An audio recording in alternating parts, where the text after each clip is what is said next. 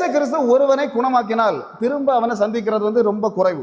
இந்த வேதாகமத்தை எடுத்து பார்க்கும் பொழுது 5 பேரை சுகப்படுத்தினார், 5 பேரை திரும்ப போய் பார்த்தார். வேற யாரையுமே, இன்னும் நிறைய பேரை சுகப்படுத்தினார். 37 அற்புத அடையாளங்கள் செய்தார், வேதாகமத்தில் போட்டிருக்கு. இதை விட அதிகமாக செய்தார்னு யோவான் எழுதுறார். அது எழுத புஸ்தகம் தாங்காது என்று நான் எழுதாம விடுகிறேன்னு சொல்றார்.